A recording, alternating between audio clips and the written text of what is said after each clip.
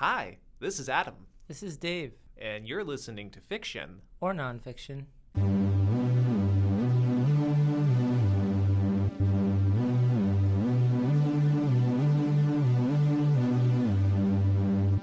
Fiction. Or nonfiction. Hey, so this is the program where we go through viral news stories, we go through myths, legend, and determine if these stories happen to be true or false, if they happen to be fiction, or... I'm supposed to say something? Nonfiction. Yeah, Okay. I know you're a little bit rusty because this is our first time back. This is our third season. Wow. I can't believe they let us do this again. Third time's the charm. We'll finally get it right. A whole 5 listeners. And that's not true. I know, we had 10. Actually, to all of our listeners, we do appreciate you tuning in. Of course, you're probably listening to us either off of YouTube or Spotify, where you can download episodes. We do have some visual components for the YouTube episodes, so of course, a different experience, so check those out. It will be a brand new world if you do that. With that said, Dave, we're not talking about Aladdin. No. We're not. Actually, this is going to be interesting. Normally, I think with the season debuts, I've provided a story, and then you are the poor unfortunate soul, another Disney reference, that is supposed to determine whether it's true or false. But we're changing the seats. You're now in the captain's chair. You're going to be presenting me with some information. But didn't I do this last season too? Well, you did it, but not for the first episode. This is the first episode? This is it, season premiere. Are you sure you want to do that? Definitely now. Oh, okay. What I'm going to do is we're going to talk about, well, I guess you could call it a myth or an old wives' tale. We're going to talk about 3 popular things that you've probably heard growing up from a parent or a friend or a relative, and then we're going to tell you what the deal is. But before we do, we should also just describe the term old wives' tale. Why is this a term, and what does it mean? Yeah, because we did an episode a while back about urban legends, and they're kind of a type of urban legend, a colloquial expression referring to spurious or superstitious claims. Basically, I guess you can say these center on traditional concerns for women, which has been why it's been given the title The Old Wives' Tale. And so what do we mean by that? What we mean is when they're relating to issues that have affected traditional roles of femininity within society, so motherhood, caregiving, social relationships, pregnancy, health, like these sort of things have been in traditionally feminine roles, and so that's why they've been titled Old Wives' Tales.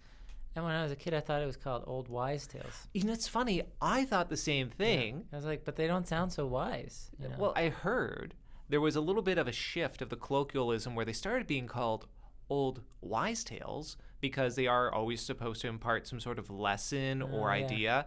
And yeah, it was also a way to get away from the gendered way of describing it. I don't think renaming it necessarily gives more clout to the tales necessarily, but you're presenting me with 3.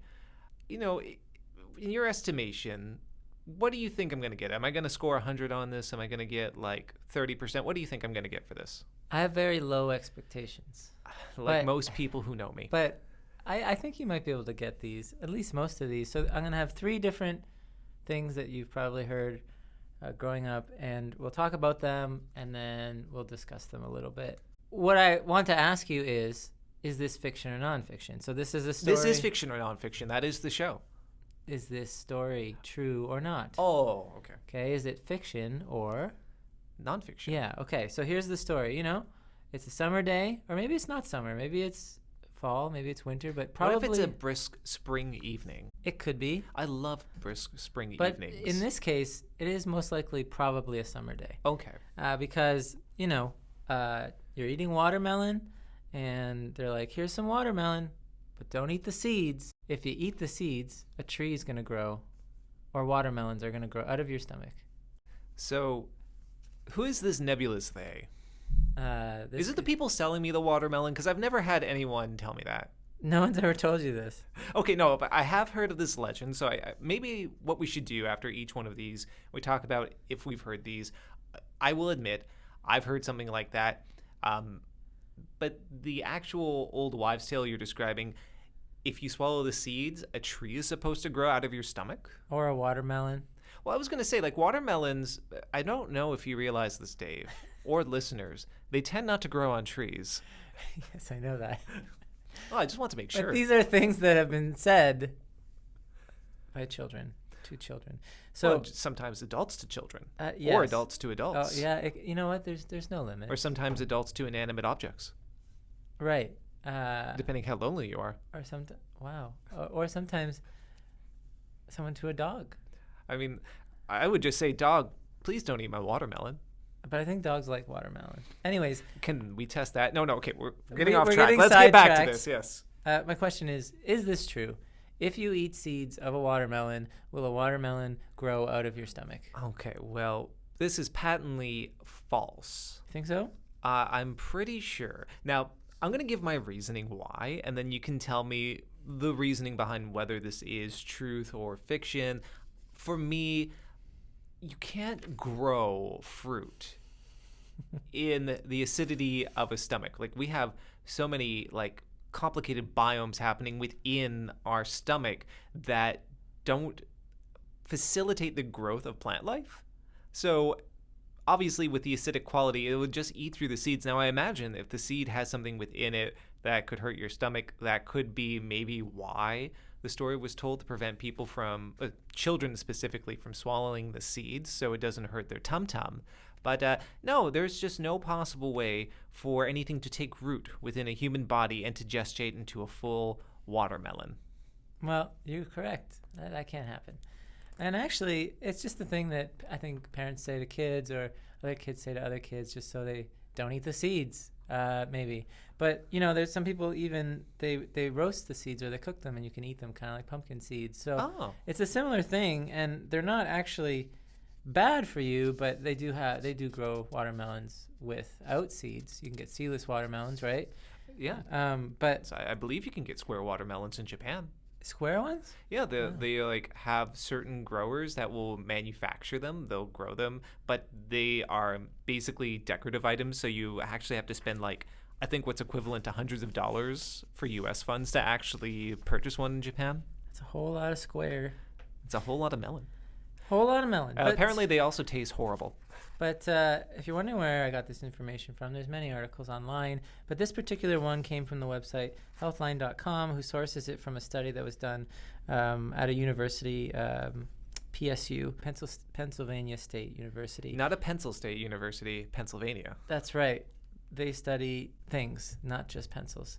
And yeah, so, you know, there's also, you know, when I was getting this information, there's a lot of things that they contain. They're low calorie. They have magnesium in them, iron, good fatty acids, things like that. I got a question for you. Do you think anyone actually ever believed this wives' tale? Because to me, I kind of feel like it's, you know how you always have that one, like, kind of jaunty uncle or grandfather who's like, look, I got your nose, and no kid ever actually believed their nose was taken off their face. They're like, that's your thumb, Grandpa.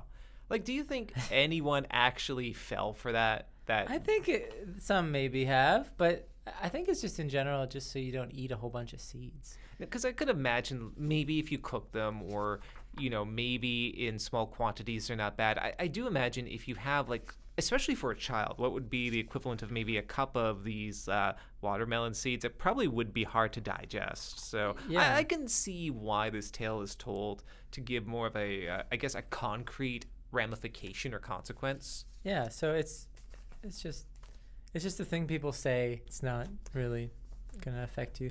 I Don't think worry. that should be the tagline of our show. It's just things people say. After 3 seasons, we gotta rename it. We got to rebrand. Now, that was one of these tales I had to discuss with you. So I'm 1 for 1. Should we discuss some others? No.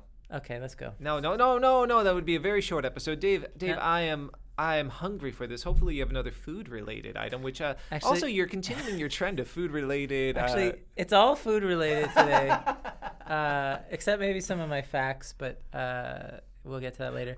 Okay. This other one also has to do with seeds. Ooh. So And I'm noticing a theme here. Well, the third one also contains seeds. no, But, well, you're missing your theme. But anyway, go ahead. What Now- is Old Wives' Tale number 2? it has been said that if you eat too many apple seeds, it can kill you because they have cyanide in them. Ah, interesting. Is this true or false? So, I will say, I looked into this. You weren't supposed to, though. Well, not because of the show. Oh, Now, I looked into this tangentially because at one point I swallowed a cherry pit. Okay. And I heard the same thing, that it contains cyanide. And I remember freaking out. And, you probably are thinking, oh, this is like a young Adam, maybe 12. It's like, no, I was like 22 at the time. And I was like crying. I'm like, oh my God, I'm going to die. But no, it turned out, yes, there is a trace amount of cyanide within a cherry pit, but so small that it's not fatal. You would have to eat such a large quantity of cherry pits in order to actually have the toxicity of the cyanide affect you, that very likely you would like already explode by the quantity that you're consuming before you die from that.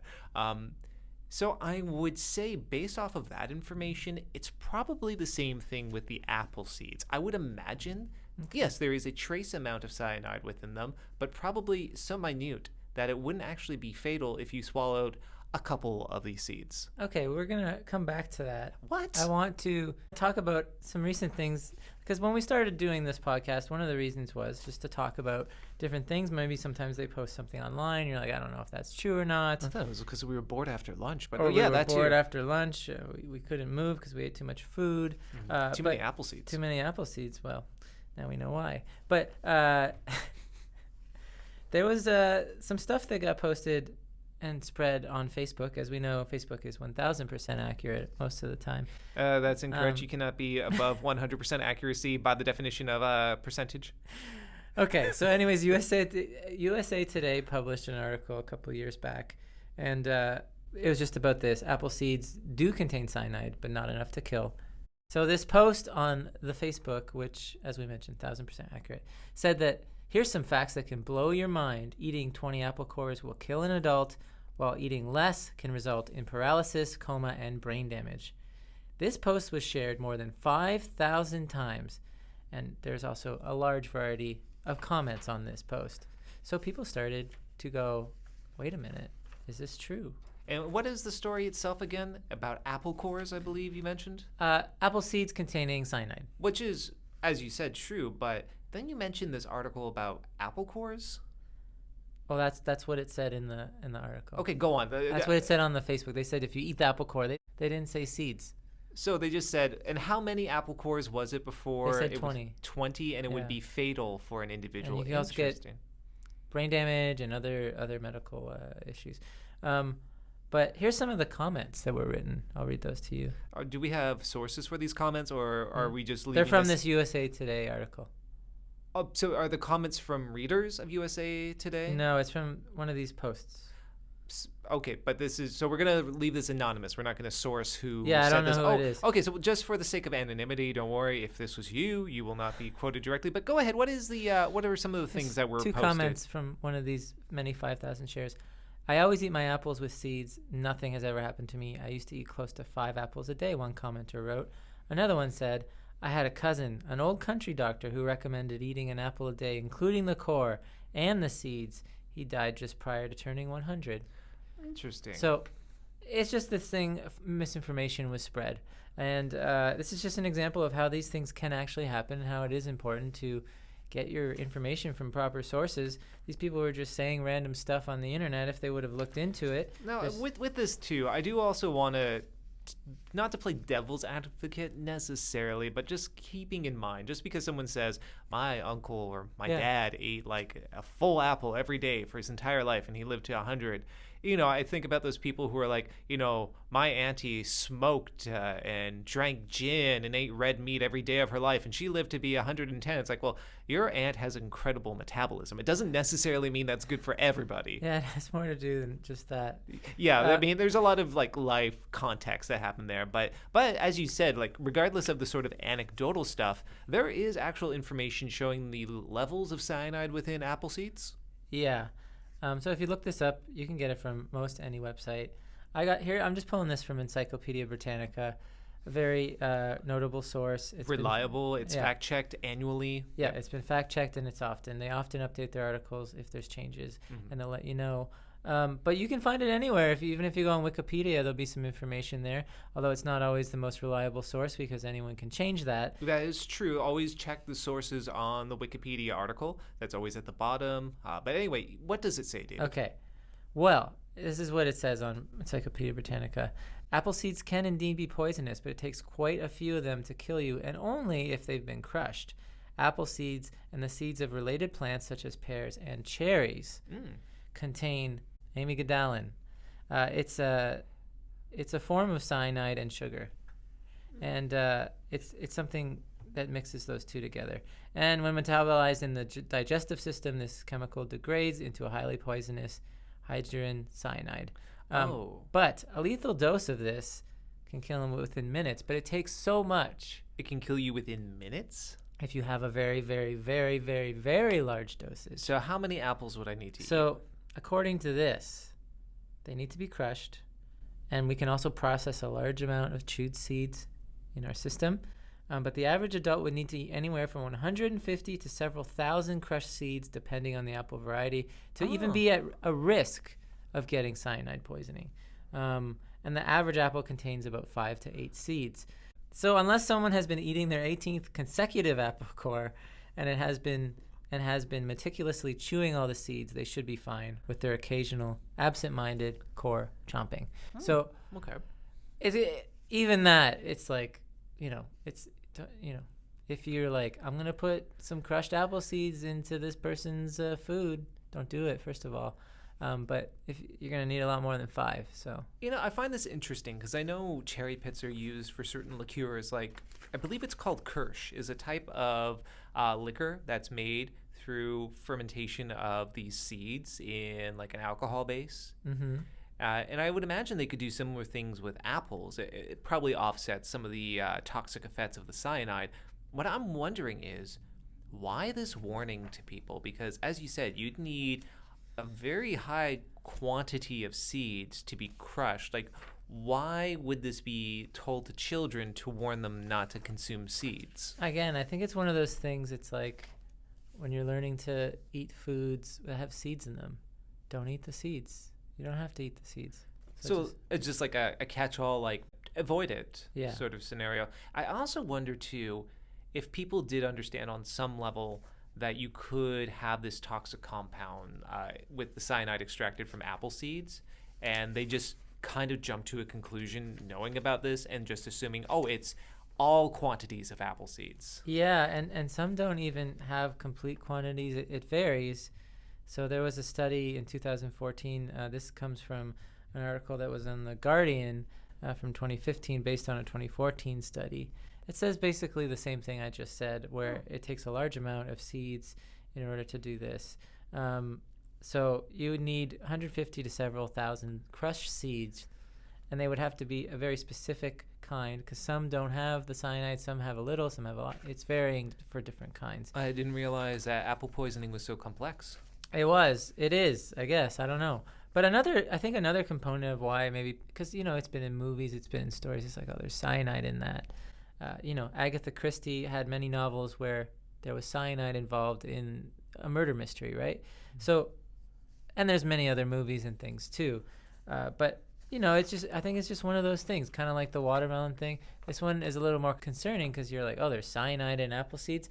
But you know what? In the end, unless you're getting several thousand seeds crushed specifically, you'll probably be fine. That would be a weird request to have at a diner, going to the Denny's. I would like to have a couple thousand crushed apple seeds, please. Yeah, and then it still might not happen. Well, it's Denny's, so they probably wouldn't have it on the menu. What an amazing story. Not really. But do I get prizes for this, for getting 2 out of 3 so far? A nice, shiny apple. But just one? Just one. Okay, good. Thank God. Okay, I got one more of these tales. This one is a super popular one, which I'm sure you've heard or people have heard, even if it hasn't been told to them directly. And I hope it's relating to food as well, or some sort of confectionery. Kind of. Oh, okay. It's about gum. I love gum. Okay, gum. I'm chewing gum right now. You can't tell because I'm such an expert at it. You're a silent chewer. I sure am. Thank you. Now, chewing gum, people say if you swallow chewing gum, it stays in your stomach for 7 years. Yes. Now, is this true? Is this fiction or nonfiction? Now, this is the only one that gives me pause because I do not understand what gum is made out of. You look at the label of gum. This isn't like the original idea of gum, like going back to the 19th century. This is like, there's so many chemicals and compounds in it. I don't know what the heck is in it. But I also know the human body is not meant to store masses of stuff like this. Like, it will extract nutrients and chemicals, and then through our natural, beautiful cycle of things, shoot out the waste. So, In one end, out the other. exactly. Yeah. I just can't fathom anything ingested staying within a human body for a long amount of time. Like, certainly not a couple days, definitely not 7 years. I am going to say this very likely it's not true. It's fiction, and I'm going to give a little reasoning why I think this is. Go ahead. Because, everything here has always been leading up to, why would someone warn a child or a family member not to do this? Maybe it's just because there were weird compounds and stuff people weren't familiar with in gum.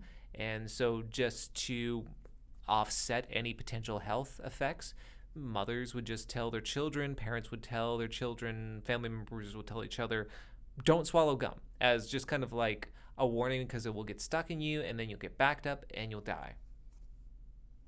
Okay. Like every loving mother will tell their child. But anyway, with that said, I want to know the truth. David, did I win the prize?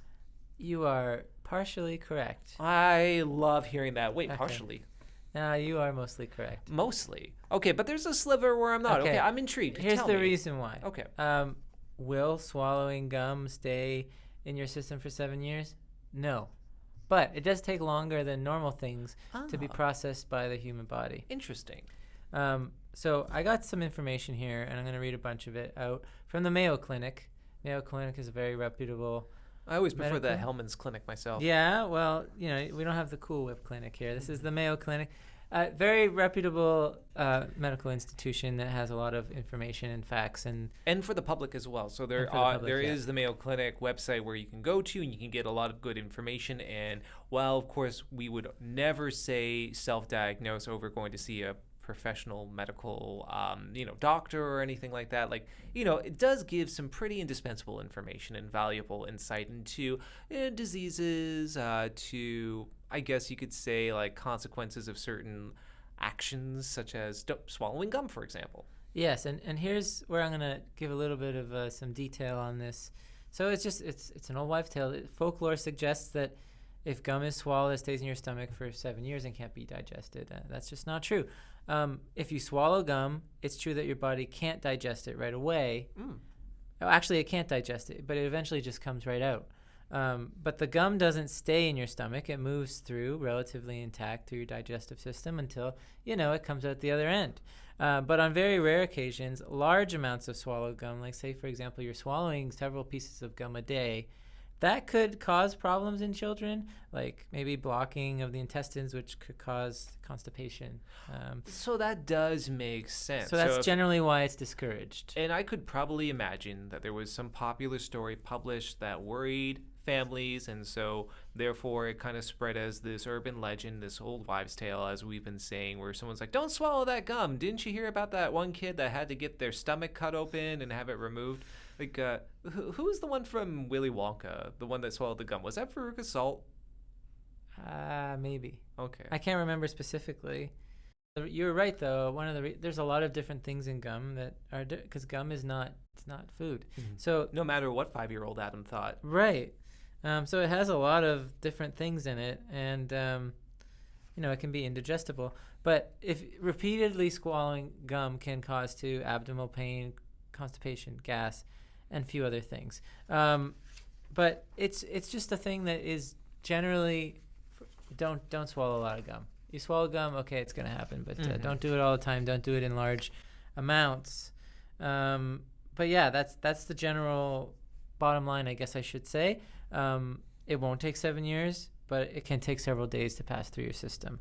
And it's not recommended, especially in children, in large quantities. Interesting. Also, because some kids, you tell them not to do something, they might want to just do that even more. Well, that's when you really need to know your child. It's like, I really need you to swallow this gum. And Davey's like, bolts to that. I'm not going to swallow this gum, Mom. Yeah, I don't want that gum. But anyways, that's it. And then it gets into other categories like what is gum made of? And there's many variations on that. And you Well- can read up on that stuff. But But we've negated these all, and by the way, I scored, as far as I'm concerned, 100%. So I'm great. I'd say 97%. I'll take it. It's still an A.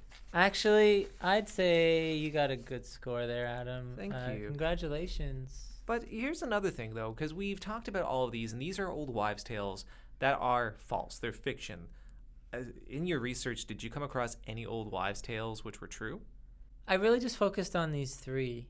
I didn't find any, no. But I'm sure there are some. I'll tell you a few if you're interested. Sure, and then I have some more information for you. Okay, I'll tell you this. Did you know one of the oldest old wives' tales is that carrots improve eyesight?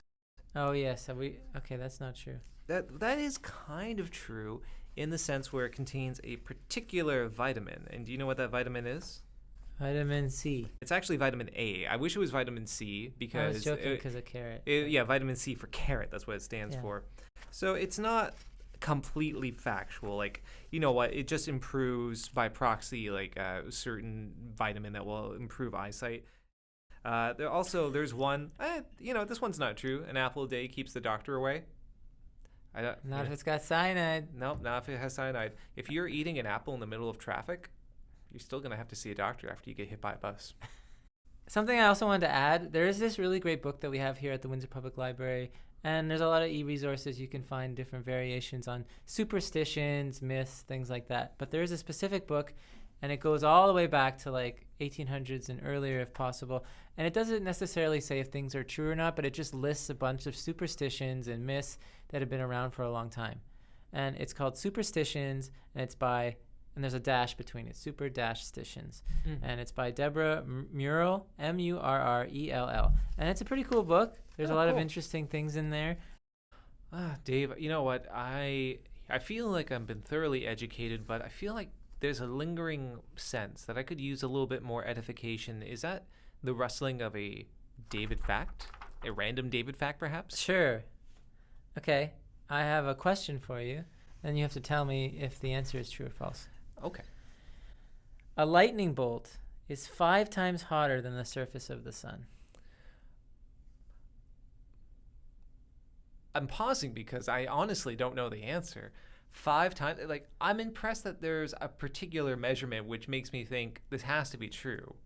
It is true. Okay. I pulled a bunch of random facts from sciencefocus.com, and then they reference some different BBC sources that have all been researched.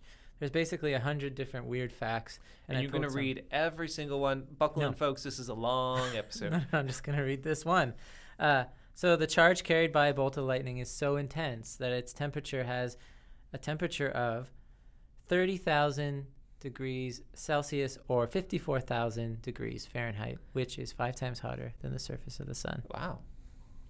Isn't that crazy? Oh. I know some people who love the balmy weather here in Windsor, and maybe they would appreciate that. Just go to the sun. Just go to the sun or to some lightning. Yeah, just hang it on a lightning.